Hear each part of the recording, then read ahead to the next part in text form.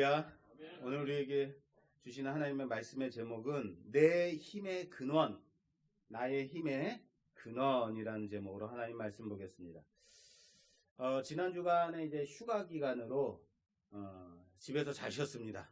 비가 많이 와서 어디 가지도 못하고 집에서 잘 쉰다 그러면 집에서 그냥 쉬는 게 제 생각이에요. 그런데 집에서 쉬면 가만히 둬야 되는데 어쩜 그렇게 일을 시키는지 도리어 나는 출근하는 게 더 낫겠다라는 생각을 할 정도로 어쩜 그렇게. 그런데요, 저보다 더 힘들어하는 친구들이 있어요. 부모가 아빠가 휴가를 받으니 자식들이 힘들어하더라고요. 제가 없으면 방학이다 아니면 지금 쉰다 그래서 집에서 12시까지 자던 아이들이 이건 그냥 자는 게 아니야. 자던 아이들이 아빠가 아침부터 일찍 깨워서 아침 먹어라, 청소해라, 자꾸 뭔가를 시키니까 아이들이 피곤해. 아빠 휴가가 빨리 끝났으면 좋겠어요. 솔직한 심정이겠죠. 예. 어쨌든 그렇게 일주일이 지났습니다. 그러다가 제가 이 시대에 살아가는 이제 젊은 아이들, 우리 자녀들의 모습이 과연 이렇게 시간을 참 낭비하고 허비하고 이런 시간들을 보내고 있구나 생각하면서 예전에 제가 들었던 예화가 생각났습니다. 밤이 지는 어스름풋한 저녁부터 어떤 한 청년이 강가에 강둑에 앉아 있는 거예요. 물을 바라보면서 한없이 앉아 있다가 주변에 있는 돌을 하나 집어서 강에다 던집니다. 그리고 또 있다가 돌을 쥐어서 던집니다. 날이 완전히 칠흑같이 어두워졌는데도 그 청년은 돌을 쥐어서 던집니다. 강에다 던지고. 그래서 날이 셀 때까지 돌을 던지다 보니 이제 마지막 돌이 남았습니다. 그럴 때 저쪽에서 어스름풋하게 해가 떠오르고 있습니다. 그때 돌을 던지는데 그 돌이 반짝하고 빛나는 거예요. 봤더니 그 돌은 돌이 아니라 금덩어리였습니다. 밤새도록 그 친구가 던졌던 건 뭐예요? 금덩어리였던 거예요. 무슨 말입니까? 우리 젊은 친구들이 세월을 아끼지 않고 허비하고 낭비하고 그렇게 강가에다가 한결같이 흐르는 강에다 돌을 던지는 것은 마치 그렇게 자기의 시간을, 금같이 소중한 시간을 낭비하는 것이 아닌가. 좋은 예가 되는 예화라고 생각합니다. 그렇습니다. 지금 젊은 세대들이 어떤 가치를 두고 살아가고 있는가, 무엇에 소중히 여기고 살아가고 있는가 좀 생각이 되는 한 주간이었어요. 우리 찬양 중에 이런 복음성가 있죠? 예수보다 더 좋은 친구 없네, 예수보다 더 귀한 친구 없네. 그쵸? 2절에 이래요. 세상에서 제일 높은 명예를 준다 해도 예수님만 따라가겠네. 세상에서 제일 가는 금으로 유혹해도 예수님만 따라가겠네. 할렐루야. 아멘이 나오세요. 정말로 가장 높은 명예를 주고 가장 많은 금덩어리를 줘도 예수님만 따라갈 자신이 있으세요? 어쩜 이렇게 목사보다 대단해요? 어떻게 한번 기도해 보셔서 신학교를 들어가 보시면 어떤가 싶어요. 아니, 좋아요. 저는 솔직히 이게 고백이 잘 안 돼요. 왜냐? 세상에서 제일 많은 돈을 준다고 해도 얼마? 10억? 10억 정도는 내가 예수님하고 바꾸지 않으리라. 100억? 예수님과 같이 좀 섬기면 어떨까? 이런 거 안 되세요? 1000억? 어떻습니까, 여러분? 정말로 예수님과 바꾸지 않을 자신 있으세요? 우리 교회에서 두 분의 목사가 그런데 저는 그럴 자신이 없어. 어느 순간에 이번만 눈 딱 감으면 너한테 1조를 줄게. 와, 할렐루야, 뭐 이런 거 아니겠습니까? 우리는요 쉽게 이런 복음성가를 불러요. 세상에서 가장 많은 돈으로 유혹해도 나는 흔들리지 않을 거예요. 그런데 100억이 딱 눈앞에 떨어져. 1000억이. 이러면 정말 과연 쉽게 고백할 수 있을까? No! 나는 예수님! 쉽지 않을 수 있다 이거예요. 실제로 그 상황에 가면 우리는 이렇게 고백해요. 주님을 무엇보다도 더 사랑합니다. 그런데 과연 정말 그럴까요? 솔직히 정말 어떠한 무엇보다도 주님만을 선택할 수 있는가라는 질문에 저는 쉽지 않다 봐요. 저는요, 내 삶에서 어디에 최고의 가치를 두고 살아가고 있는가? 우리는 과연 어디에 최고의 가치를 두고 살아가고 있는가? 과연 나의 최고의 가치는 예수님인가? 세상의 돈인가 명예인가 권력인가? 어쩌면 권력을 받기 위해서 잡기 위해서 돈을 벌기 위해서 예수님을 붙잡는 건 아닌가? 점검해 봐야 된다라는 거예요.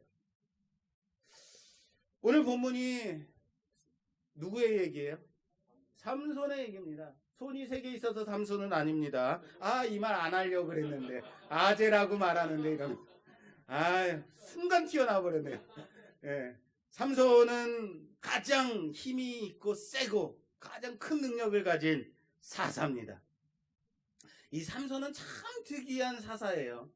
삼손에게서 우리는 무엇을 배울 수 있을까요? 삼손 그러면 과연 일반인들도 교회를 다니지 않은 사람들도 삼손 그러면 알아요. 그죠? 이 삼손의 생애를 통해서, 이 삼손의 말씀을 통해서 우리는 어떤 교훈을 얻을 것인가? 일반적으로 삼손의 설교를 들을 때 가장 많이 들었던 설교는 뭐냐면, 그래서 여자를 조심해야 된다, 이런 거 아니겠습니까?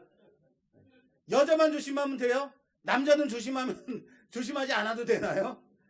네. 과연 하나님의 말씀이 단지 너희는 여자를 조심해라, 이것 때문에 이 긴 본문을 말씀을 주셨을까? 고민이 사라진 세대라는 거예요. 교회마저도 고민하지 않고 생각하지 않고 그렇게 이 시대를 살아가지 않는가라는 거예요. 요즘 젊은 세대들을 보면서 고민이 사라진 세대다, 시각적인 자극에만 익숙한 세대다라고 말들을 해요. 그래서 즉각적인 자극에만 반응하는 세대들이다라고 얘기해요. 여러분, 전철을 타고 가면 모두 다 고개를 숙이고 있어요. 뭐 하는 거예요? 스마트폰 하고 있는 거예요. 다들 스마트폰에 빠져서 그 시간이면 많은 것들을 할 수 있는데 스마트폰에만 집중하고 있어요. 얼굴을 마주대하고 얘기하자 그러면 얘기하는 것을 매우 힘들어요. 사무실에서도 또는 교회 소모임 가운데서도 이게 삥 둘러 앉아서 자, 대화합시다, 얘기합시다, 나눕시다, 삶을 나눕시다 그러면은 말들을 안 해요. 그런데 말들을 시키는 좋은 방법이 있어요. 그 삥 둘러 앉아서 카카오 그룹에다가 모아놓고 자, 할 말들을 카카오톡에다 얘기하세요. 그러면 잘 얘기해요. 서슴지 않고 저는 이렇게 생각합니다. 의견을 잘 밝혀요. 어떻습니까? 우리는 이런 고민이 사라진 세대에 살고 있지 않은가? 그건 젊은 세대의 문제가 아니라 우리의 문제는 아닌가? 그래서 그런지 우리는 하나님이 필요하지 않다고 생각하는 것은 아닌가라는 생각까지 들어요. 하나님을 갈급해하지 않는 세대, 하나님의 능력을 사모하지 않는 그런 세대를 살고 있지 않은가? 시험 때만 되면 저는요, 아들에게 말합니다. 성윤아, 시험을 위해서, 시험 점수가 잘 나기 위해서 기도하는 거 좋은 기도 아니야. 그렇게 기도하지 마. 시험을 위해서 기도할 때는 어떻게 해야 되냐면 내가 공부한 것만큼 최선을 다해서 시험을 보도록 기도해야 되는 거예요. 공부한 것 실수하지 않고 집중해서 시험 볼 수 있도록 기도해야 되는 것이 맞는 거예요. 갑자기 공부하지 않았는데도 찍었는데도 점수 잘 나오게 해주세요. 기도하면 돼요, 안 돼요? 그것은 로또를 기대하는 거죠. 그런데 문제는 뭔지 아십니까? 아빠는 아들한테 그렇게 얘기합니다. 시험을 위해서 기도할 땐 이렇게 해야 돼. 문제는 아예 기도조차를 안 한다는 게 문제예요. 뭡니까? 하나님의 능력을 의지하지 않는 거 아닌가요? 하나님이 필요하지 않다라는 거예요. 이 시험을 내가 보는데 내가 하나님을 고백해야 되는 거 아니에요. 하나님이 나의 삶을 주관하시고 나와 함께 하심을 고백해야 되는 것, 그게 중요한 거예요. 뭡니까? 하나님을 갈급해하지 않는 세대다. 여러분, 자녀들의 대입을 위해서, 수능을 위해서 기도하는 부모는 있어도요, 요즘 자신의 대입, 수능을 위해서 기도하는 젊은이들이 없다는 거예요. 심각한 문제 아닌가요? 최소한 내 인생 가운데 나의 주권자 되시는 그 하나님을 인정해야 되는 거 아니냐라는 거예요. 시험 점수 잘 나오게 시험 볼 때만 기도하라는 건 아니에요. 근데 그럴 때라도 기도해야 되는 것은 뭡니까? 하나님이 나와 함께 계시고 하나님이 계심을 시험과 이 입학과 또는 면접, 취업할 때 면접을 볼 때 기도해야 되는 것은 점수를 좋게 해달라는 게 아니라, 그것이 중요한 게 아니라 하나님이 나와 함께 하시는, 하나님이 살아계시는 것을 인정하는 고백이기 때문에 중요하다는 사실을 믿으시길 바랍니다. 그런데 우리 자녀들은 그만한 믿음조차도, 그만한 고백도 없더라라는 거예요. 그러면 자녀들의 무엇을 위해서 우리가 기도해야 될까요? 자녀들이 하나님을 인정하도록 나의 삶을 이끌어 가시는 하나님이 계심을 고백하도록 기도해야 된다라는 사실을 믿으시기 바랍니다. 이것은 비단 자녀들 위한 기도뿐만 아니라 우리의 삶 가운데서도 하나님을 인정하는, 운전하기 전에 기도하고 하나님 오늘도 나와 함께 하옵소서. 내가 출근할 때도 하나님 오늘도 나와의 발걸음 가운데 함께 하옵소서. 뭡니까? 하나님을 인정하는 거죠. 그럼 우리가 되기를 주님의 이름으로 부탁합니다. 삼손 보겠습니다. 자, 여기 이제는 이방 민족에게 침략을 당해도, 이방 민족들이 이스라엘을 침략해와도 하나님을 찾지도 구원해달라고 기도하지도 간구하지도 않는 이스라엘 민족이 있습니다. 적어도요, 사사 기드온 시대까지만 해도 이방 민족이 쳐들어왔을 때 간구라도 했어요. 구해달라고 하나님을 찾기라도 했어요. 하나님을 찾는 자들이었어요, 이스라엘 민족이. 그런데 삼손 시대에 와서는 백성들이 하나님을 찾지도 부르짖지도, 심지어는 자신들의 사사마저도 블레셋인들에게 넘겨주기까지 하는 이스라엘 민족이 나오고 있더라라는 거예요. 지금 우리 젊은이들을 보는 것 같지 않습니까? 아니요. 아예 우리의 모습, 우리 기독인들, 우리 성도들, 교회를 다니는 모든 사람들을 나타내는 것 같지 않느냐라는 거예요. 하나님의 살아계심을 고백하고 하나님을 찾고 부르짖고 하나님의 구원하심을 간구하지도 않는 우리의 모습 아닌가라는 거예요. 삼손이 어떤 사사였어요? 엄청나게 힘이 많은 사람이었어요. 엄청난 강력한 힘을 가진 강력한 능력자 삼손이에요. 그런데 삼손에게서 중요한 것은요, 그 힘이 언급되어질 때, 그 힘이 나타날 때, 그 힘이 드러날 때 꼭 함께 오는 말씀이 있어요. 삼손이 힘을 떨칠 때마다 꼭 함께 나오는 구절, 뭔지 아십니까? 사사기 14장 5절. 14장 5절입니다. 삼손이 그의 부모와 함께 딥나에 내려가 딥나의 포도원에 이른즉 젊은 사자가 그를 보고 소리 지르는지라. 여호와의 영이 삼손에게 강하게 임하니 그가 손에 아무것도 없이 그 사자를 염소 새끼를 찢는 것 같이 찢었으나 그는 자기가 행한 일을 부모에게 알리지 아니하였더라. 뭐가 나왔어요? 삼손이 힘을 떨칠 때 한 군데 더 볼게요. 그 다음 19절. 여호와의 영이 삼손에게 갑자기 임하심에 삼손이 아스글론에 내려가서 그곳 사람 30명을 쳐 죽이고 노략하여 수수께끼 푼 자들에게 옷을 주고 심히 노하여 그의 아버지의 집으로 올라가고. 뭐가 나왔어요? 힘을 떨칠 때? 나올 때까지. 자, 15장 다음 15장 14절. 삼손이 레히의 이름에 블레셋 사람들이 그에게로 마주 나가며 소리 지를 때에 여호와의 영이 삼손에게 갑자기 임하심에 그의 팔 위에 밧줄이 불탄 삼과 같이 그의 결박되었던 손에서 떨어진지라. 삼손이 나귀의 새 턱뼈를 보고 손을 내밀어 집어들고 그것으로 1000명을 죽이고. 뭐가 나와요? 언제나 항상 삼손이 힘을 떨칠 때, 삼손이 힘을 사용할 때 뭐요? 하나님의 영이 임하신다라는 거예요.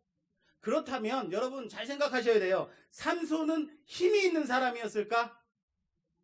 삼손의 힘의 근원이 어디에 있는 거예요? 그렇죠. 삼손의 힘은 그 자신의 것이 아니라 하나님의 영이 임함으로 인함이다라는 사실을 믿으시길 바랍니다. 그런데 한 군데 다른 것이 있어요. 하나님의 영이 안 나올 때가 있어요. 삼손이 붙잡혀서, 오늘 본문 이후에 삼손이 붙잡혀서 눈이 뽑히고 블레셋인들에 의해서 놀림거리로 전락된 그때 마지막 순간에 삼손이 마지막으로 하나님께 부르짖습니다. 16장 16절 26절 보여주세요. 제가 봉독하겠습니다. 삼손이 자기 손을 붙든 소년에게 이르되 나에게 이 집을 버틴 기둥을 찾아 그것을 의지하게 하라 하니라. 그 집에는 남녀가 가득하니 블레셋 모든 방백들도 거기에 있고 지붕에 있는 남녀도 3000명 가량이라. 다 삼손이 재주 부리는 것을 보더라. 28절 삼손이 여호와께 부르짖어 이르되 주 여호와여 구하옵나니 나를 생각하옵소서. 하나님이여 구하옵나니 이번만 나를 강하게 하사 나의 두 눈을 뺀 블레셋 사람에게 원수를 단번에 갚게 하옵소서. 할렐루야. 그리고 삼손이 최후를 맞이해요. 그 마지막 최후를 당하는 장면이 30절, 그 다음 절 30절까지 볼게요. 삼손이 이르되 블레셋 사람과 함께 죽기를 원하노라 하고 힘을 다하여 몸을 굽히매 그 집이 곧 무너져 그 안에 있는 모든 방백들과 온 백성에게 덮치매 삼손이 죽을 때에 죽인 자가 살았을 때에 죽인 자보다 더욱 많았더라. 할렐루야. 어떻습니까? 이 부분을 보면서 어떤가요? 삼손이 힘을 다하여서 기둥을 밀었더니 그 어마어마한 그곳이 무너져 내려서 거기에 있는 모든 사람들이 다 깔려 죽었다는 거예요. 어떤 느낌 드세요? 와, 역시 삼손 대단하다. 장렬한 최후. 이런 거 느끼시나요? 역시 삼손이구만. 역시 뭐라 그러죠? 어떤 느낌을 드세요? 이 부분을 보면서?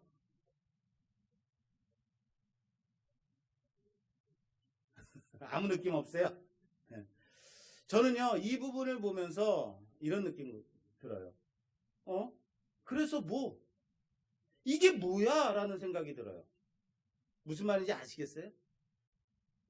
여러분, 성경은요, 그의 최후를 삼손이 죽을 때에 죽인 자가 살았을 때에 죽인 자보다 더욱 많았더라. 끝. 이렇게 마무리를 지고 있어요. 블레셋 모든 방백들도 다 거기에 있었고 지붕에만 남녀가 3000명이 있었다라고 말하고 있어요. 그래서 몇 명이나 죽였을까요? 그래서 죽을 때 죽인 자가 몇 명이나 될까요? 지붕에만 3000명이 있었으니까 한 1만 명 죽였을까요? 많이 쳐서 한 2만 명 죽였을까요? 그래서 결국 어떻게 됐어요? 그래서 블레셋이 멸망을 당했나요? 그래서 이스라엘이 블레셋의 압자에서 구원을 받았나요? 그냥 살아생전에 죽인 자보다 그가 죽으면서 죽인 자가 더 많았더라. 끝. 이게 뭐냔 말이에요. 이게 가장 강하고 능력이 있고 대단한 사사가 죽을 때의 모습으로서, 그 마지막 모습으로서의 그 모습인가? 그의 최후의 기도를 다시 한번 볼게요. 그가 마지막 기도하는 모습을 보세요. 28절. 삼손이 여호와께 부르짖어 이르되 주 여호와여 구하옵나니 나를 생각하옵소서.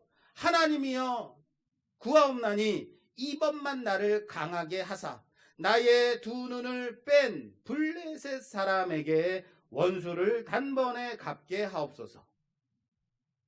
마지막 기도예요. 어떻습니까? 장렬한 기도예요? 좋은 기도입니까?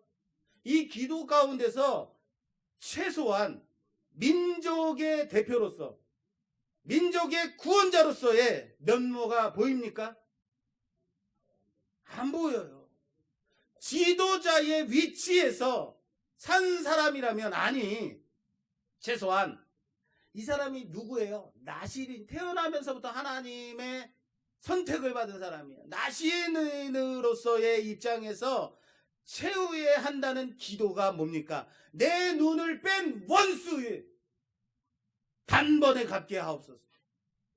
그런 기도예요. 내 원수를 갚게 해달라는 거예요. 하나님의 영광은 아예 없습니다. 자신의 민족을 위한 기도도 없습니다. 나의 민족을 구원해달라고, 블레셋 손에서 구원해달라고 기도가 없어요. 전혀 없어요.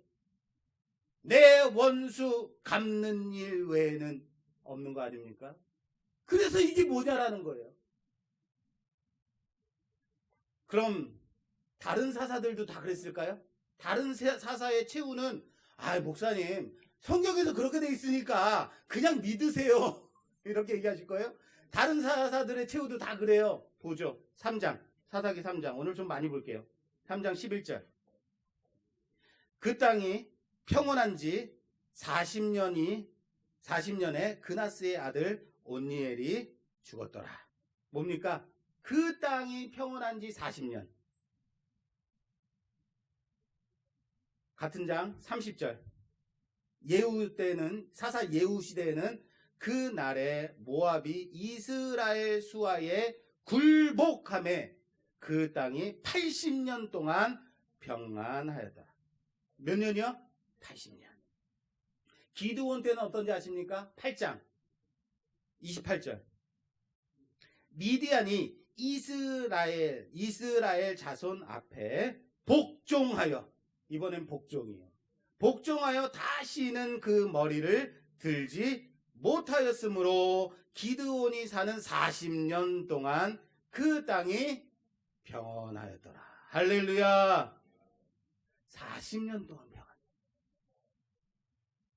여러분, 사사기에서 드러내고 있는 메시지가 뭐냐면요, 사사가 있을 동안의 평안이에요. 자, 따라서 합시다. 사사가 있는 동안에 평안이다. 그런데요, 삼손은 그가 생존에 있을 동안에도 이스라엘이 평안이 없었고, 그가 죽었을 때도, 죽은 후에도 평안이 있었다 없었다? 없었다라는 거예요.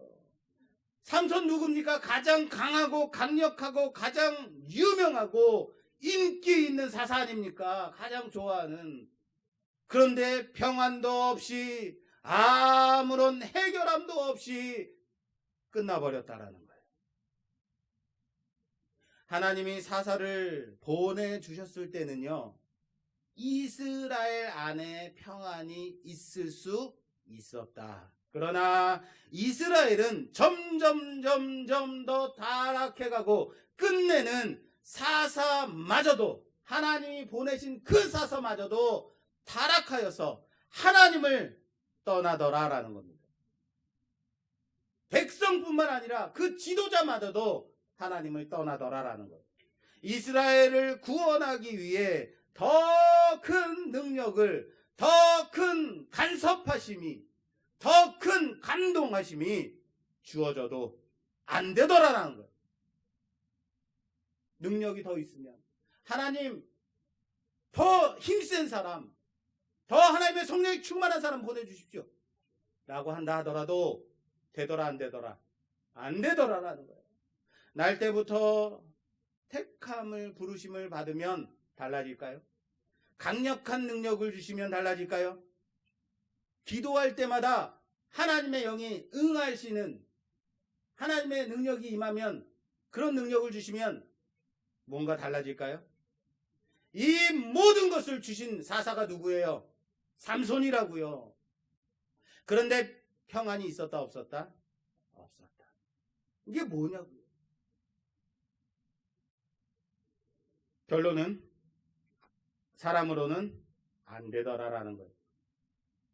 그 누구보다도 강력한 힘과 강력한 능력과 하나님의 응답과 감동으로 함께한 사사 삼손마저도 이스라엘은 안 되더라라는 것. 좀 더 확장해서 사람으로는 안 되더라라는 사실을 믿으시길 바랍니다. 이것은요, 비단 당시에 이스라엘에 대한 얘기가 아니에요. 그때를 살았던 사람들에게만 적용되는 것이 아니란 사실을 아시길 바랍니다. 바로 지금 현재를 살아가는 우리에게 주시는 메시지라는 사실을 믿으시길 바랍니다. 사랑하는 여러분, 삼손이요 이렇게 말해요. 이번만 원수를 갚게 해달라고 그렇게 기도해요. 하나님께 간구하였더니 그럴 때마다 삼손의 능력이 나타날 때마다 뭐가 임해요? 그렇죠. 뭐가요? 하나님의 영이 임해야 돼요. 하나님, 이번만 단번에 원수 갚게 하옵소서. 이번만 나를 도와주시옵소서. 기도할 때 하나님의 영이 임해야 하는 거예요. 그게 지금까지의 패턴이에요. 그런데 하나님이여 구하옵나니 이번만 나를 강하게 하사 나의 두 눈을 뺀 블레셋 사람에게 원수를 단번에 갚게 하옵소서 하니, 그 다음에 뭐가 나와야 되냐면 하나님의 영이 강하게 임하니라, 이렇게 가야 되는 거예요. 그런데 이 부분이 있다 없다? 없다. 삼손이 힘을 낼 때 그러면 이번에는 하나님의 영이 임했다라는 부분이 없다면 하나님이 응답을 안 하신 건가? 하나님이 응답을 하신 건가요? 안 하신 건가요? 삼손이 그 건물을 무너뜨렸어요. 여기서 잠깐 좀 다른 질문을 하나 하고 넘어갈게요. 하필이면 왜 삼손의 힘이 뭐가 있냐면, 삼손의 힘의 근원을 어디로 보고 있어요? 머리카락, 머리. 왜 힘의 근원을 하나님은 머리카락에 두셨을까? 이런 생각 해보신 적 있으세요? 하필이면 왜 머리카락이야? 손톱이면 얼마나 좋아. 발꿈치에 떼면 얼마나 좋을까. 첫째, 왜 그러냐면, 첫째, 머리카락은 자신의 힘으로 길게 하거나 많게 하거나 할 수 없는 부분이죠. 그냥 시간이 지나면 자라는 게 머리카락이에요. 그죠? 둘째, 왜 머리카락이냐면 우리 신체 중에서 잘라져도 다시 자라거나 생기는 유일한 곳이 머리카락이죠. 손이 잘렸어요. 하나님의 능력을 손에다 두셨어. 하나님의 능력을 다리에다 두셨어요. 드릴라가 삼손, 당신의 능력이 어디에 있습니까? 내 손에 있어. 밤에 자는데 잘라버려요. 손이 자라요, 안 자라요? 안 자라요. 다시는 자라지 않아요. 다시 자라지 않는다는 얘기는 뭡니까? 삼손이 다시는 힘을 쓸 수 없다. 하나님의 영이, 하나님의 은혜가 임할 수 없다라는 거예요. 그래서 하나님이 머리카락을 선택하신 것 아닌가. 이것이 바로 하나님의 은혜다라는 사실을 믿으시길 바랍니다. 여러분, 우리 자녀들에게 이렇게 말해요. 너 그렇게 하면 죽어. 너 아빠가 정말 화났어. 너 그렇게 하면 정말 죽어. 이렇게 말할 때 살인의 의도를 가지고 자녀들에게 그렇게 말하는 거예요? 아니죠. 결코 그렇게 하지 말라라는 의도가 있는 거예요. 이걸 가지고 우리 자녀가 엄마는 나를 미워해, 나를 죽이려고 해서 무서워 살 수가 없어, 뭐 이렇게 하는 자녀들이 있어요, 없어요? 하나도 없어요. 아는 거예요. 그렇게 하지 말라는 거구나, 그겁니다. 자, 그럼 삼손의 마지막 외침에 하나님의 영이 임했다, 강하게 임했다, 급하게 임했다, 그 언급이 왜 없는가를 좀 풀어볼게요. 물론 하나님은 그 기도를 들어주셨다, 응답하셨다. 삼손은 마지막으로 힘을 떨쳤고 그곳을 무너뜨렸다. 그러나 성경의 의도가 뭔가? 왜 하나님의 영이 임했다라고 말하지 않았을까? 왠지 아십니까? 삼손이 그곳을 무너뜨릴 때에 그 상황을 우리는 다시 한번 주의 깊게 볼 필요가 있습니다. 하나님은 삼손이 부르짖는 그 순간 아무 말씀도 없으셨던 것이 아니라는 거예요. 오늘 본문, 설교 말씀 본문 마지막 절이 바로 그 답이라고 봅니다. 22절. 22절 말씀 우리 다 같이 좀 볼까요? 그의 시작. 그의 머리털이 밀린 후에 다시 자라기 시작하니라. 밀리고 붙잡혀 갔어요. 맷돌을 돌려요. 그런데 그 바로 다음 절에 뭐예요? 밀린 후에 그의 머리카락이 자라기 시작하니라. 삼손은 힘이 필요했습니다. 그리고 부르짖었습니다. 내게 힘을 달라고, 이번만 나를 도와달라고, 나의 원수를 갚게 해달라고 부르짖었습니다. 그러나 하나님은 삼손이 부르짖기 전에 머리를 밀리우고 눈을 뽑힌 후에 바로 그의 머리를 다시 자라게 하셨다라는 사실을 믿으시길 바랍니다. 뭡니까? 이것이 바로 하나님의 사랑이요, 하나님의 은혜라는 사실을 믿으시길 바랍니다. 하나님은 삼손이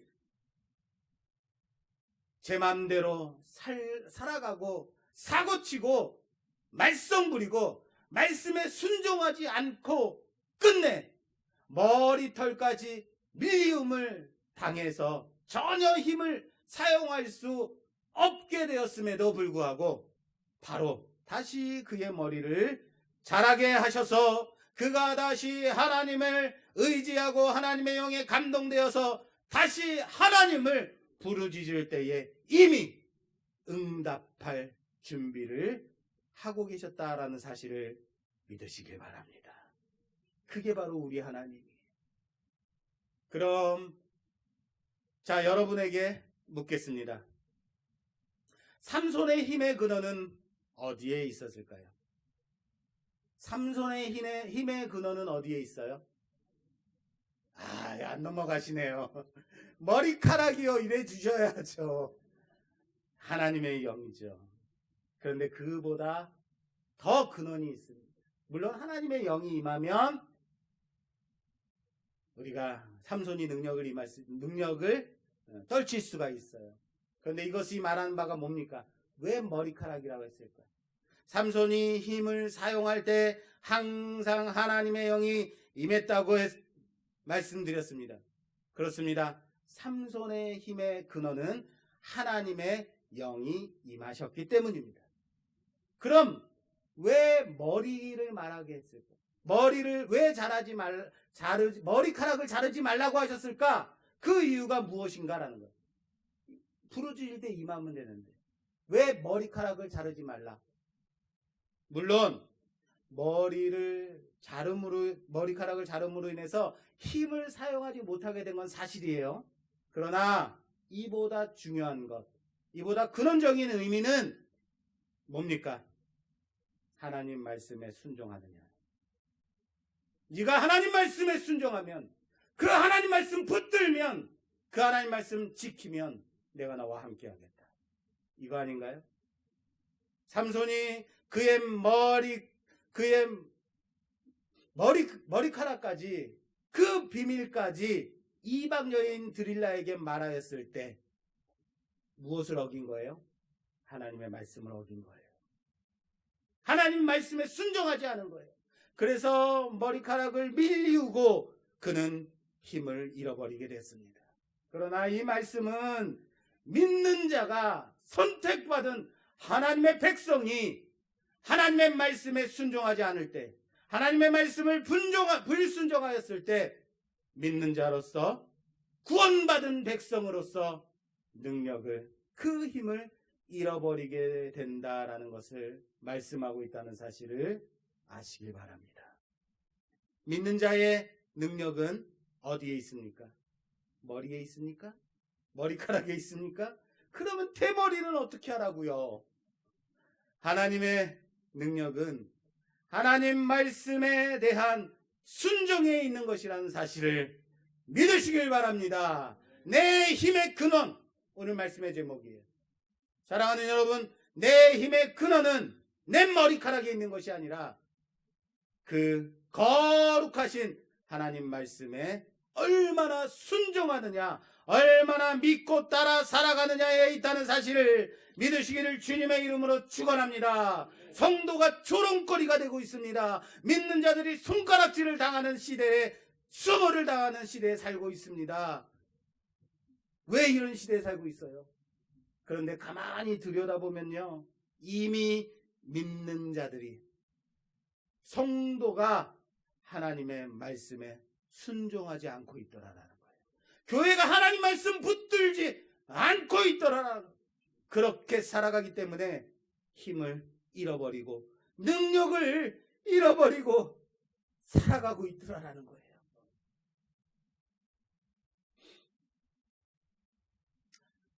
사랑하는 여러분, 우리는 잘 알고 있습니다. 굶주린 사자굴에서도, 맹렬히 타오르는 풀무불 가운데서도 그 믿음 쳐버리지 않았던, 하나님의 말씀 순종했던 다니엘과 사드락과 메삭과 아벳느고, 당당히 그 하나님의 살아계심을 증명했던 그들을 기억합니다.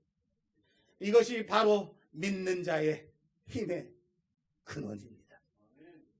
말씀의 능력을 증명하는 우리가 되기를 주님의 이름으로 축원합니다. 믿음으로 하나님의 능력을 나타내는 우리가 되기를 주님의 이름으로 축원합니다. 그런 우리 앞에 하나님의 구원의 그 능력이 임하심을 보게 될 것입니다. 사랑하는 여러분, 우리의 힘의 근원이 어디에 있습니까? 나의 힘의 능력이 어디 있습니까? 하나님 말씀의 순종에 있습니다. 하나님 말씀, 그 말씀 붙들고 그 믿음으로 살아갈 때 하나님의 능력이 임할 줄 믿는 우리가 되기를 주님의 이름으로 축원합니다. 축원합니다. 이 시간 우리 말씀 생각하며 함께 기도하는 시간 갖도록 하겠습니다. 하나님, 거룩한 하나님의 교회가 수모를 당하며 조롱거리로 전락하며 믿는 자들이 그 능력을 나타내지 못하고 있을 때에 우리의 힘의 근원을 잃었기 때문입니다. 하나님 말씀에 순종하지 않았기 때문입니다. 그 믿음을 잃었기 때문입니다. 그 거룩한 말씀으로 나아가지 못했기 때문 아닙니까? 삼손을 봅니다. 하나님의 모든 것을 부어주신 그 삼손. 그러나 믿는 자로서, 나시는 이로서 온전하게 살아가지 못했을 때, 하나님의 말씀에 순종하지 못했을 때에 그 힘을 모두 잃어버리고 수모를 당하게 되었습니다. 조롱거리가 되어버렸습니다. 지금 우리의 모습 같습니다. 그의 마지막 모습조차도 나의 원수를 단번에 갚게 하옵소서, 아무런 해결함 없는 기도를 보았습니다. 사랑하는 하나님, 우리에게 하나님의 능력을 다시 한번 회복할 수 있도록 도와주시옵소서. 민족을 위하여, 나라를 위하여서, 하나님의 나라 확장을 위하여서, 그 구원을 위하여서, 내게 주신 그 은혜를 위하여서 하나님 말씀 붙들고 살아가겠다고, 그 믿음 지키며 살아가겠다고 결단하는 우리가 되게 하여 주시옵소서. 나의 힘의 근원은 하나님의 말씀에 있고 그 믿음 가운데 있음을 믿고 간구하는 자들 되게 하여 주시옵소서. 우리 주여 한번 외치기도 하겠습니다. 주여!